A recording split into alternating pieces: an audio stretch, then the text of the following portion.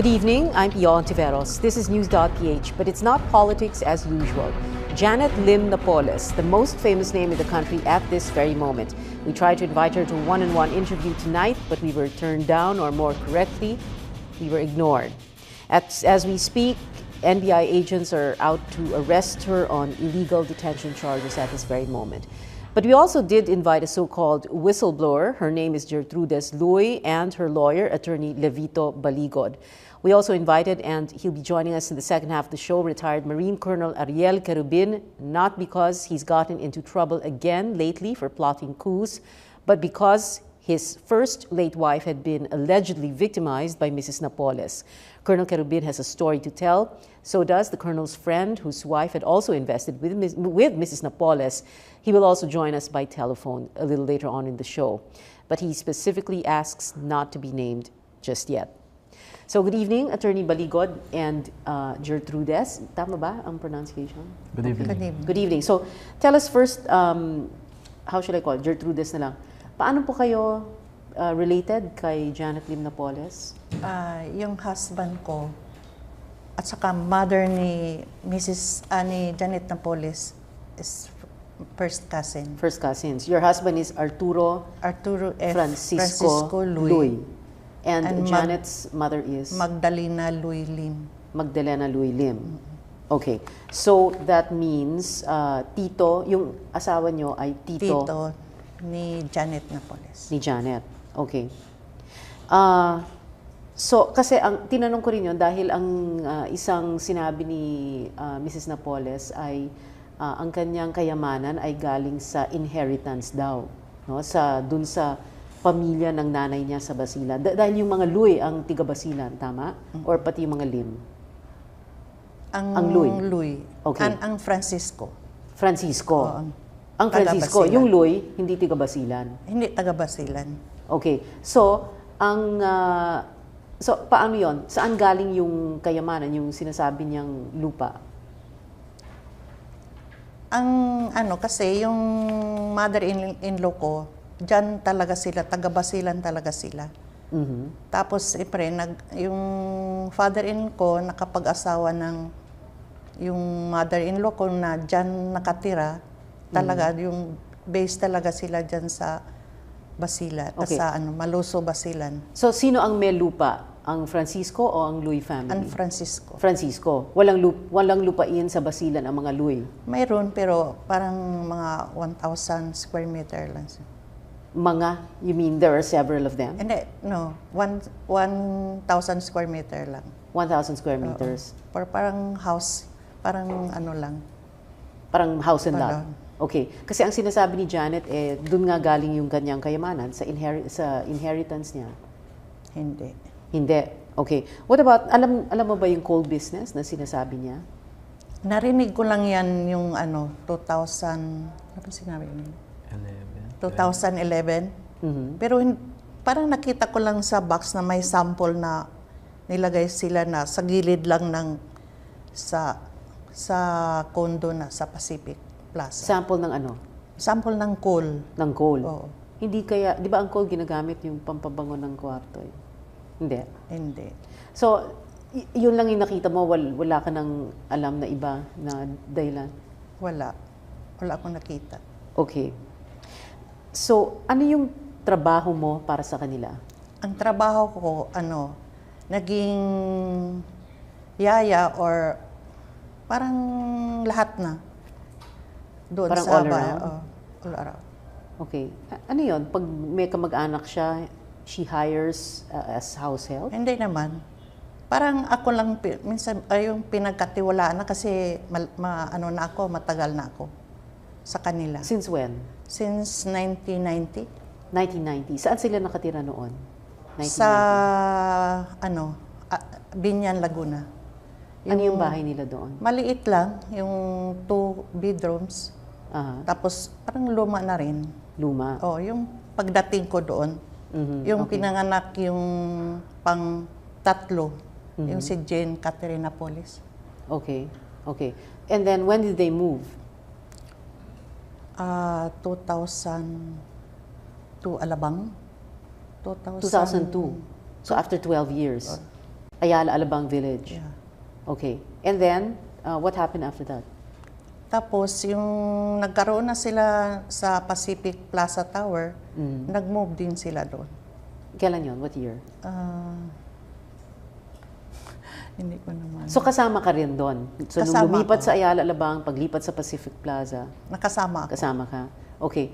Di ba ang role nyo, attorney, di ba? Ang role daw niya is parang tigatanggap umano ng pera. Correct? Oo, pagka may dinadala yung mga empleyado ng JLN Corporation na mga cash na pera, sila yung parang receptionist. Sila ang nagdadala sa loob ng bahay. Okay. At kayo rin nagbibilang ng pera or what? Di, kasi iniwanan sa akin yung susi ng kwarto nila. Tapos tatawag na lang yan sa akin, tita, may pera dyan sa magdadala ng pera. Tapos sabi niya, tanggapin mo tapos ilagay mo doon sa kwarto. Tapos dinadala namin sa kwarto. Do you sign anything or basta't binibigay lang sa'yo? How many times did this happen? Many times. Many times. So from what year to what year? 2006.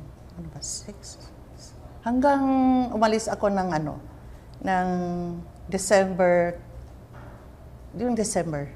2006 until December 2012.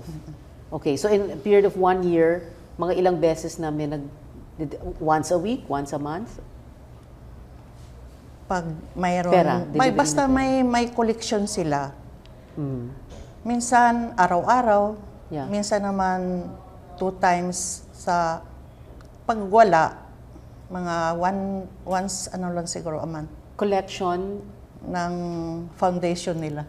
Foundation nila. Yung foundation, yung isa doon na ikaw daw mismo ang... Yung sa akin, ginawa nila akong presidente. Alam mo ba yon at that time? Hindi. Kailan mo nalaman? Yung nalaman ko, yung yung pumutok na yung malampaya. Malampaya? Oo. Oo. Yung una, tapos yung kasama namin na parang tumatakbo-takbo sila sa nagtatago. Tapos tapos tinawagan ako ni Ben. Sabi ni Ben na nakasama daw yung ko. Doon ako daw ang isa sa presidente doon sa yung malampaya na yun. Did you ever wonder kung bakit ang daming delivery ng pera at ganun karami? Hindi naman kasi parang nasanay na rin ako ako ang tumatanggap ng pera. Nasanay ka. Pero nung the first time na may nagdala ng pera, hindi ka ba nagulat? Ba't ang laki nito? Di ba? Parang... Hindi, kasi galing naman sa office Galing naman sa office nila. Tapos lang, yung lagi kasi nilang sinasabi na mamalingki sila. Yung pamalingki kasi, pamalingki nila ang tawag nila. Sa yung pagkuha ng pala, pera. pagkuha pera mayroon silang koleksyon galing sa sa bangko, yung kukunin. Okay. Dalawa kayo na tigatanggap ng pera? Pag nasa bahay ako mayroon kaming kasama, pero ako nang na-in-charge doon sa How is the money delivered? In boxes? In bags? bags. Bags. Plural. Minsan, Usually, how many bags? Minsan dalawang bags. Gano'ng kalaki yung bag? Isang bag lang, minsan ganyan kalaki. Suitcase or like an overnight bag? Yung ganyan. Suitcase nga? Oo. So, punong-puno yun ng pera? Traveling bag. Traveling bag. Meron din Binubuksan mo yung bag? Hindi. Minsan, sabihin na lang sa akin, tita, mayroon niyang, kung magkano yan, minsan 50 million. 50 million? Or 25 million. Or minsan 5 million. Okay. Did you know about the account allegedly opened in your name? Yung sa Air Material Wing, tama ba yun? Yung AMSLY? AMSLY. Did you know about that? Kailan mo nalaman yun? Kailan mo nabalitaan yun? Yung sinabi na ni Benhard. Kailan niya sinabi sa'yo? Yung yung pumutok na yung ngayon. Sinabi niya. May pera kami sa nakapangalan sa amin. Aha, okay. Oo. Pero hindi mo nakita ever ang, kasi syempre may passbook yan eh. Hindi. Walang hindi. pinapirma sa'yo na dokumento galing sa bangko? Wala. You never went to AMSLA yourself to deposit or to withdraw any of the money? So hindi mo rin alam na allegedly meron daw 25 million na dineposito noong April 2009 and allegedly another big amount in 2011? Pero Hindi. nung nalaman mo, nagulat ka ba or natakot ka ba or ano yung what did you think nung nalaman mo yon? Hindi kasi marami kami kasi yung nakapangalan sa ano namin yung pera nakapangalan sa account yung sa AMSLA. Tapos sabi niya, "O tita, ano ka pa? Marami ka palang pera doon." Sabi ko, "Hindi naman yung nakapangalan." Alam namin kasi hindi yung sa amin, hindi. Pinangalan lang ginamit lang yung pangalan namin. But did you think that parang medyo masama ata ito? Parang gano'n? Or mali ata ito? Oo nga, pero hindi naman kami pwede makipag ano sa kanya kasi iba ugali yun. Nagtanong ka, tapos ano? Tapos ano? Magagalit yun. Magagalit? Oo. Aha, okay. Do you know these people who are listed as having accounts in AMSLA? Yung allegedly, no, itong certain William Lim, Vanessa Eman, Edwin Tan, Liza Maclang, Winnie Villanueva, etc. Ito mga lumabas na to sa mga media reports. Kilala mo sila lahat? Yung Edwin Tan, sino sila ba? Eman, tapos si William Lim, kapatid niya yun. Mga ano? Kapatid niya yun. Mga kapatid, okay. Winnie Villanueva, John De Asis, Rosita. Mga kakilala ko yan. Kakilala mo? So, madalas sila magkita? They go to the madalas. house? So, pera ba nila talaga itong mga to? Or? Pera na ni Mrs. Napoles. Ni Mrs. Napoles. Okay. Itong mga tao, sina Sunyas, Mayan Kilap, Nemesio Pablo, Jocelyn Piorato, Marina Sula, Simonette Briones. Kilala mo rin sila? Kilala. Lahat sila? Ano sila? What are their roles? Yung iba umalis na eh. Pero ano sila? Sa JLN sa Corporation? Okay. And the NGO you supposedly headed was? I don't know. Ito, Bukirin Tanglao Foundation daw. Hindi mo alam. Pero nalaman mo rin eventually. Yung lately na. Lately na, okay. Attorney Baligot, you brought several documents and these are the parang accounting records of her son, Ben Louis. Yes. Okay.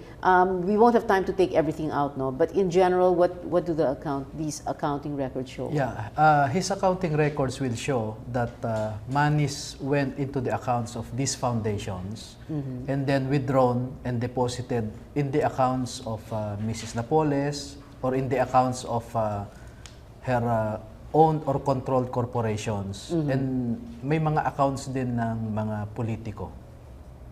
Okay. Yeah.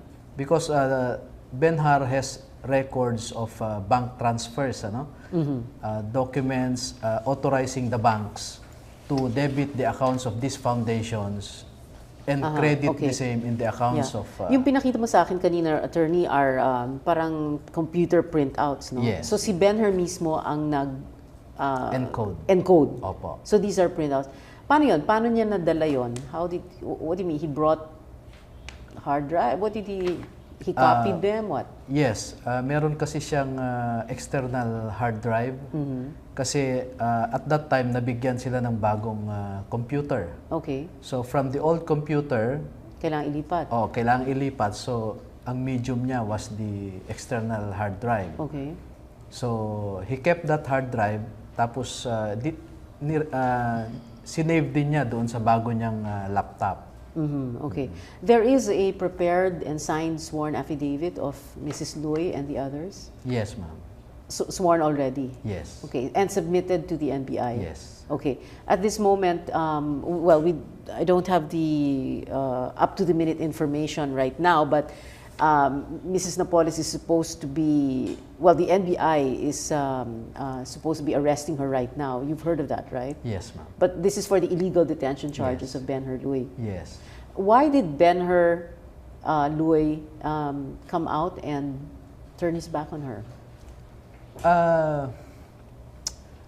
First, because he was detained for more than 3 months. No?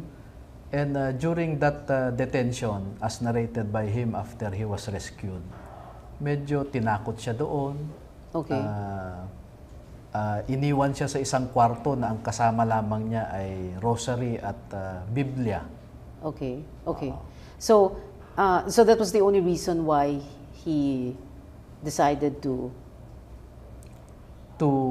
come disengage from Mrs. Napoles. Well, according to him, after they implemented the Malampaya Fund, yung 900 million na fund, na kung saan walang delivery man lamang, doon na siya nag-umpisang mag-isip na kailangan na rin siyang umalis. Okay, okay. Apart from the accounting records, did he keep like bank deposit slips? Because these are just entries, di ba? Yes. These are verifiable informations, no? Once we are able to secure a freeze order, no? Kwan yan, yung Anti-Money Laundering Council, it will pave the way for a bank verification. Okay, okay. And who's going to do that? Not you, AMLAC, right? yes. AMLAC. By the way, with all those alleged withdrawals, no, and some of them in the millions, hindi ba nare-red flag ng AMLAC yon? Hindi ba dapat? Oo, nare-red flag. So ano nangyari? We never hear from AMLAC anyway. Oh. Yeah, I think they are silently working on it. Silently. But these are deposits made in 2009, 2010, 2011. Way back 2003. 2003. So, oo. Kasi yung funds kasi came from the government. Pagka dineposit mo yan, since government ang source, hindi yan nire-red flag. Okay. Pero once na winidraw mo yan and dineposit mo sa ibang accounts, doon na nare-red flag. But even if it goes into a allegedly suspicious account na wala rin? Nire-record yan kasi dalawa ang coverage ng AMLAC, yung suspicious and covered transactions. Okay. Anyway, we'll have to take a break already. So, very quickly lang, Gertrudes, nakilala mo kanina si Colonel Ariel Quirubin, right? Alam niyo yung storya niya? Do you know about it? Hindi, narinig lang namin. Narinig mo lang? Oo. Okay. Well, ngayong gabi, maririnig mo ulit. So, pakinggan mo na lang dahil baka maawa ka. So anyway, thank you very much, Attorney Baligod and Gertrudes Luy. Thank you so much. We're taking a short break. News.PH will be right back. Stay with us.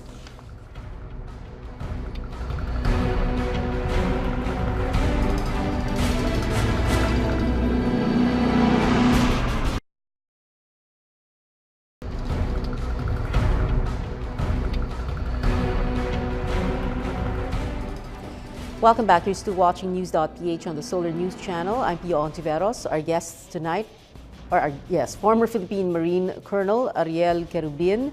And a little later on in the show, we'll be joined by telephone by a friend of his who has a similar story to tell. Colonel Quirubin, thank you very much for joining us here in the studio. You have a story to tell, a very sad one, no? But and it has something to do with Janet Lim Napoles. So can you tell us first how you and your late first wife met Janet Lim Napoles? Yeah, actually, Jimmy Napoles is a colleague of mine, a contemporary. Marine officer. Yeah, he was commissioned in the Philippine Constabulary and then called to active duty in the Marines. During the 1989 military exercise, he was wounded. He was on board the LVT that was burned in Gate 1. And I was wounded in White Plains. And then we were together in Viluna. Okay. When I escaped, I asked him to join me, but he said he cannot because he had third-degree burns. Okay. So in other words, marami kayong pinagsamahan, no? You were brothers in arms in a way? Not really marami kasi ano naman ang unit niya noon sa Marines, hindi ko siya nakakasama noon. Nagsama lang kami doon sa military exercise. Sa coup. Okay. So but that is how you met his wife. The wife kasi is a known supplier, no?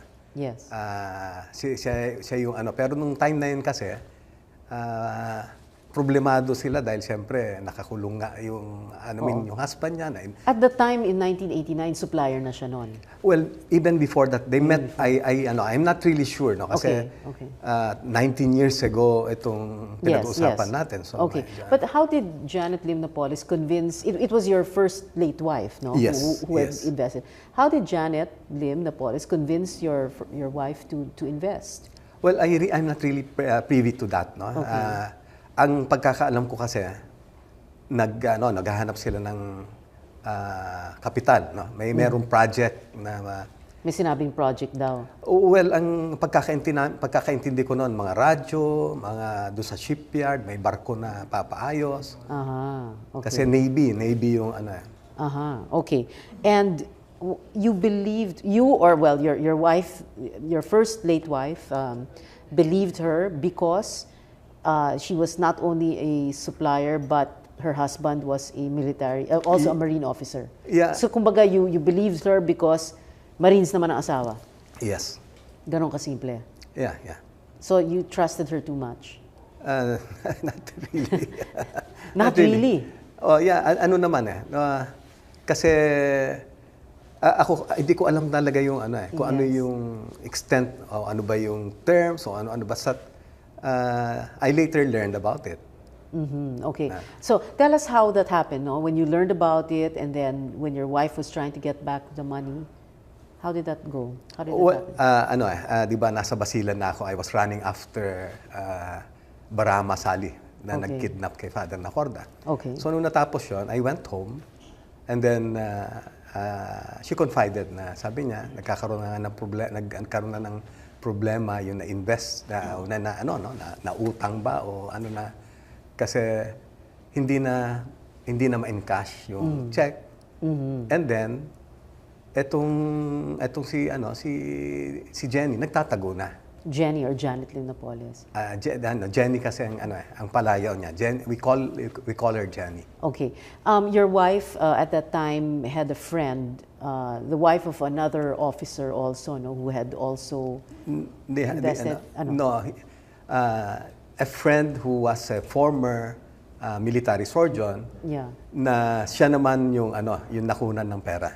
Okay, so siya mismo. Yes, At siya mismo yung makakausap din natin ngayon, Yes. Colonel Quirubin. So, and like we promised him that we would not name him, so we're just going to call him Sir. And he's joining us live by phone, satellite phone from overseas. Sir, can you hear me?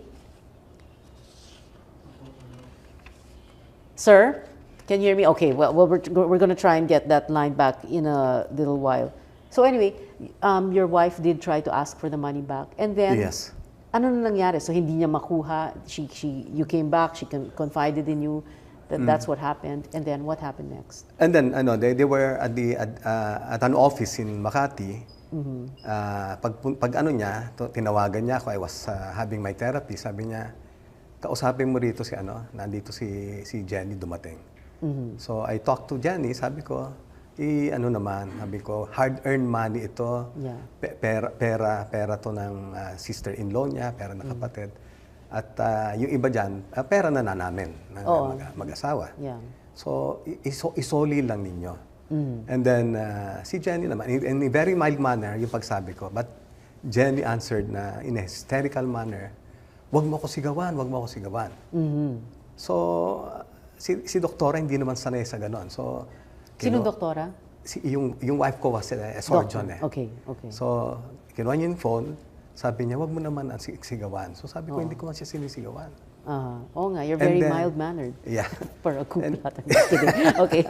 And then after that, yung detalye nung nangyari kasi, hindi ko na masyadong maalala na at saka hindi ko na pinapansin kasi nung namatay na ang pinoproblema ko kung paano ko papalakihin yung mga anak ko na Yes. 1 year 9 months old yung lalaki, tapos 7 months old yung babae. Oo. Yeah, so wala na akong hanggang sa nung nabasa ko na yung interview nitong kaibigan namin na doktor na detalyado, no.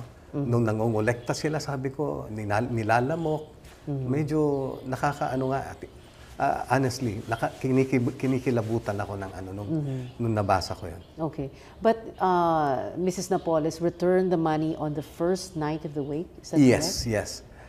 Nung sa unang gabi ng wake, dumating siya, dumating yung friend niya, may dala silang pare, may dala silang choir.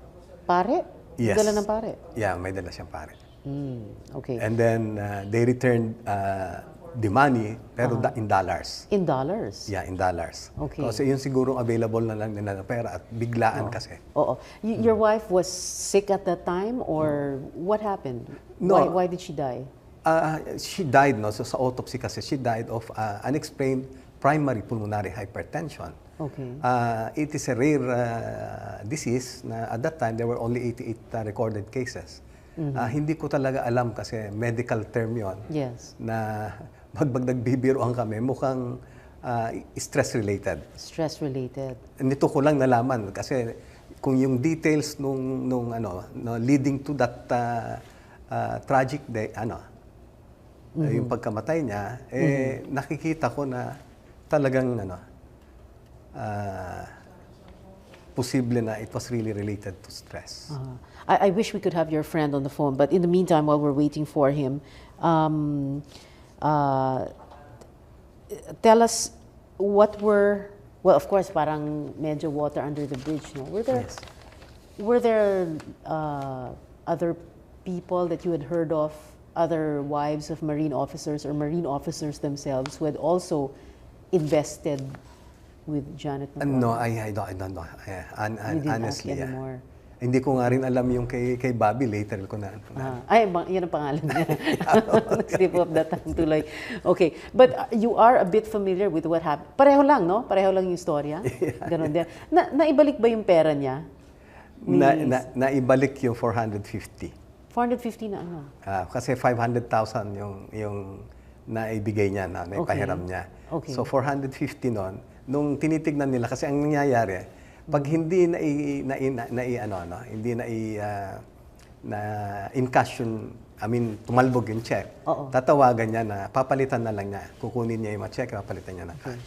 Pero kulang yung cash. Yeah. Later on, nung kinukompute na nila, kulang pa ng 50,000. Okay. And how soon after, when was he paid back? He was, nung namatay na si Doktora kasi, 50,000 na lang yung balance nila. So yung 50,000 na yan, hindi naman, after nung interment kasi, binayaran sila.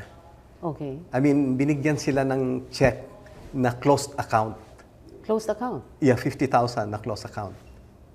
Okay. So at the same time that he gave you the money, returned the money to you on the first day of the wake, the first night of the wake, that was also the time na binayaran niya yung kaibigan niyo? No, hindi pa. A few weeks or hindi ko na alam yun kasi hindi na yung kay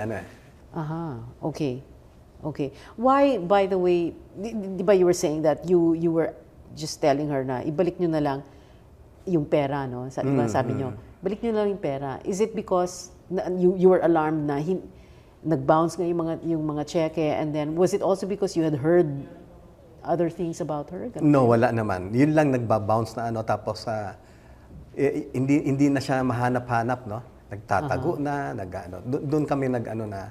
In fact, yung meeting doon sa Makati, doon sa friend niya, hindi pa naman din siya nag-arrange noon, kundi yung mismong friend niya ang nag-set up na pumunta sila doon dahil nga nabalitaan nga nila na nalaman nitong misis ko na sa kanya pala yung napunta yung pera. Okay. Nung lumabas ang storya ninyo, sir, were people texting you, calling you, and giving you information? Yes, a lot. Are you at liberty to share that information?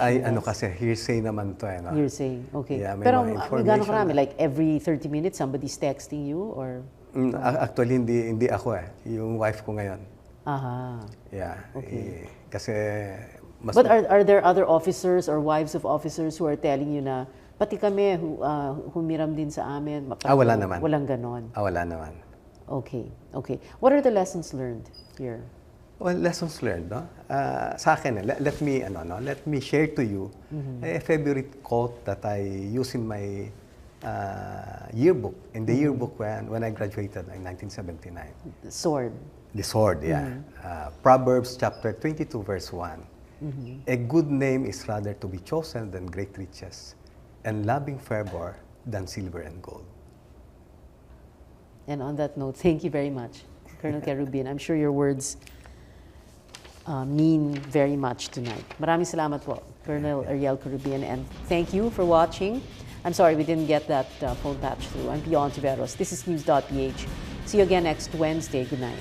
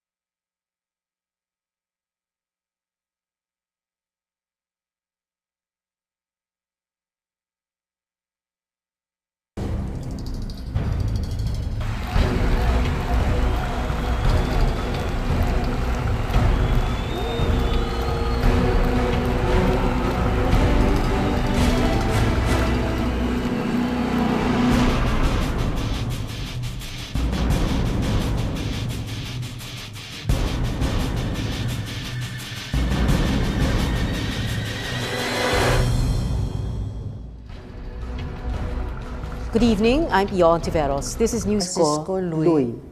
And Janet's mother is? Magdalena Luy Lim. Magdalena Luy Lim. Okay, so that means tito, yung asawa nyo ay tito? Tito ni Janet Napoles. Ni Janet, okay. So, kasi tinanong ko rin yun dahil ang isang sinabi ni Mrs. Napoles ay ang kanyang kayamanan ay galing sa inheritance daw. No? Dun sa pamilya ng nanay niya sa Basilan. Dahil yung mga Luy ang tiga Basilan, tama? Or pati yung mga Lim? Ang Luy. Okay. Ang Francisco. Francisco. Ang Francisco, yung News.PH. But it's not politics as usual. Janet Lim Napoles, the most famous name in the country at this very moment. We tried to invite her to a one-on-one interview tonight, but we were turned down, or more correctly, we were ignored. As we speak, NBI agents are out to arrest her on illegal detention charges at this very moment. But we also did invite a so-called whistleblower. Her name is Gertrudes Luy, and her lawyer, attorney Levito Baligod. We also invited, and he'll be joining us in the second half of the show, retired Marine Colonel Ariel Quirubin, not because he's gotten into trouble again lately for plotting coups, but because his first late wife had been allegedly victimized by Miss... Hindi taga Basilan. Hindi taga Basilan. Okay. So, paano yon? Saan galing yung kayamanan, yung sinasabi niyang lupa? Kasi yung mother-in-law ko, dyan talaga sila, taga Basilan talaga sila.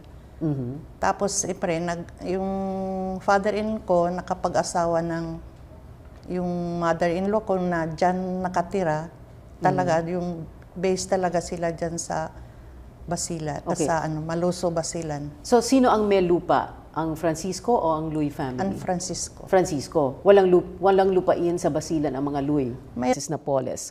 Colonel Quirubin has a story to tell. So does the Colonel's friend, whose wife had also invested with Mrs. Napoles. He will also join us by telephone a little later on in the show.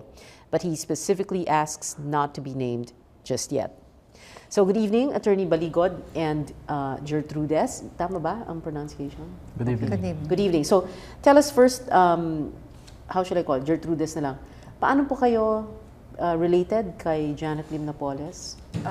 Yung husband ko at saka mother ni Mrs. ni Janet Napoles is first cousin. First cousins. Your husband is Arturo Arturo F. Francisco.